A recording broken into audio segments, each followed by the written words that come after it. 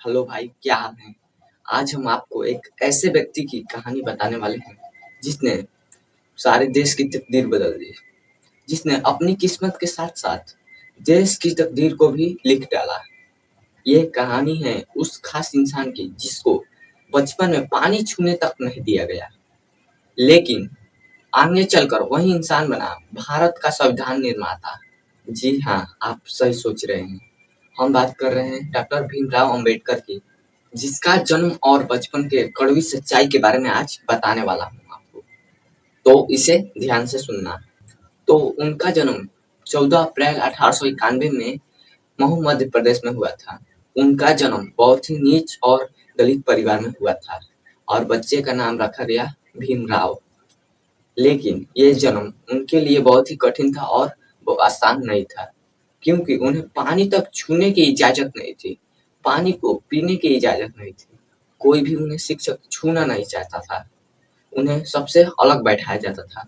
यहाँ तक कि उन्हें क्लास में सबसे अलग एक ठई ज़मीन पर बैठाया जाता था। सोचिए, जिस बच्चे को इंसान नहीं समझा गया, वही इंसानों के लिए, अधिकार के लिए संविधान लिखा। अब मैं बताने जा रहा हूँ उनके शिक्षा और संघर्ष के रास्ते कैसे थे। तो इनको बचपन में बहुत सारी मुश्किलों का सामना करना पड़ता था और बहुत सी कठिनाई ऐसी थी जिन्हें इन्हें हँसकर टालना था, लेकिन इनके हौसले थे बुलंद। डॉक्टर भीमराव अम्बेडकर ने कभी भी हार नहीं मानी। उन्होंने अपने पढ़ाई को ही अपना हथियार बना लिया और उन्होंने पढ़ाई की कोलंबिया यूनिवर्सिटी से और फिर लंदन स्कूल ऑफ इकोनॉमिक्स से शिक्षा प्राप्त की। वो भारत के सबसे पढ़े लिखे व्यक्तियों में से एक बन गए। अब हम जानेंगे कि उन्होंने लंदन स्कूल ऑफ इकोनॉमिक्स से शिक्षा प्राप्त करके भारत लौटे तो ऊंच और नीच परंपरा पर कैसे आवाज उठाई और अधिकार के लिए क्रांति की शुरुआत कैसे की। तो सुनिए, विदेश से लौटने के बाद उन्होंने जब भारत आए तो देखा कि अभी भी दलितों की स्थिति अभी भी बहुत ही खराब ही है। तब उन्होंने शुरू किया आंदोलन, अधिकार की लड़ाई, समानता की लड़ाई। उन्होंने बहिष्कृत हितकर्मी सभा बनाई। उन्होंने दलितों के लिए अधिकार और शिक्षा प्राप्त करने के लिए दलितों के लिए आवाज उठाई और उन्होंने दलितों के लिए शिक्षा और अधिकार दिलाने के लिए मुहिम शुरू की। अब हम जानेंगे कि उन्होंने भारत को सही राह और सही दिशा देने के लिए संविधान निर्माण और भारत में इतिहास रचने का पल कब आया। अब कहानी में एक असली मोड़ आया। जब साल 15 अगस्त 1947 आया तो उस वक्त भारत आजाद हुआ, लेकिन सबसे बड़ा ये सवाल हुआ कि अब देश चलेगा तो कैसे, किस नियम कानून के वजह से चलेगा देश। आखिर भारत को चलाने के लिए किस योजना का उन्होंने प्रयोग किया, तो इसके लिए उन्होंने भीमराव अम्बेडकर को चुना।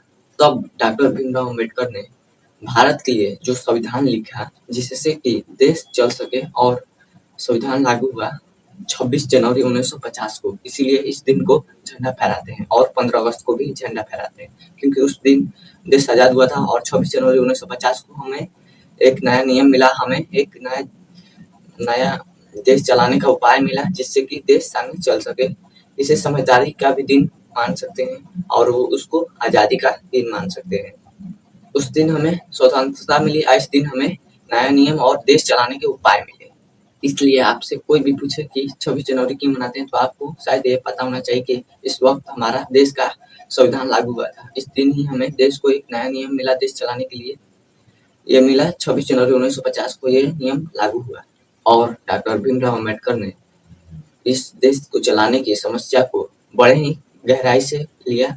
उन्होंने रात दिन मेहनत की, हर कानून, हर अधिकार को गहराई से समझा और बना दिया भारतीय संविधान, जो हर व्यक्ति को अधिकार दिलाता है बराबर का, जिसमें लिखा था कि हर व्यक्ति को बराबर सम्मान मिलना चाहिए, सबको समान अधिकार देना चाहिए, कोई ऊंच या नीच नहीं होगा। जब देश को चलाने की बात आई तो ये समस्या तो टल गई कि देश संविधान की वजह से चल जाएगा, लेकिन भाई, इनका इतनी बड़ी सफलता के बाद भी इनका रास्ता आसान नहीं था। इनके विचारों को कई लोगों ने विरोध किया, खास तौर पर उनके जाति व्यवस्था पर हमले पर लेकर उनका मतभेद हुआ। महात्मा गांधी के साथ भी, खासकर पूना फैक्ट को लेकर उन्हें बार-बार आलोचनाएं का सामना करना पड़ा, लेकिन वे कभी भी झुके नहीं, क्योंकि उन्होंने साफ कह दिया कि मैं ऐसे धर्म को नहीं मानता जिससे इंसान को इंसान ना समझा जाए, इंसान से ही छुआछूत माना जाए। ये ऊंच नीच जात का मतभेद नहीं मानते थे। इसके बाद फिर आया उनका सबसे बड़ा जिंदगी का फैसला। साल 1956 में उन्होंने अपनाया बौद्ध धर्म। उनके साथ लोगों ने भी परिवर्तन किए। ये सिर्फ धर्म बदलना नहीं था, बल्कि लोगों में बराबरी का हक और सम्मान दिलाने की शुरुआत थी। अब हम उनके अंत समय और उनके विरासत के बारे में जानेंगे। और सबसे खास दिन आया वो जब 6 दिसंबर 1956 में देश ने खो दिया अपना महान नेता। लेकिन उनकी सोच, उनकी संविधान आज भी लोगों में जिंदा है। आज भी हर अधिकार, हर कानून उनकी मेहनत को कहानी में बताता है कि एक ऐसा इंसान जिसे बचपन में पानी तक छूने नहीं दिया गया, आज वही इंसान हमें अधिकार दिलाता है। हमारे लिए अधिकारों के लिए लड़ा, हमें सम्मान दिलाया, हमें बराबरी का हक दिलाया। अगर आप भी मानते हैं कि डॉक्टर भीमराव अम्बेडकर ने एक नाम नहीं बल्कि एक आंदोलन है, तो इस वीडियो को एक सब्सक्राइब कर देना और साथ में एक लाइक भी। तो मिलेंगे एक और नेक्स्ट वीडियो के साथ, और इससे भी धाकड़ और इससे भी लंबा वीडियो लेकर आएंगे हम। तब तक के लिए बाय दोस्तों।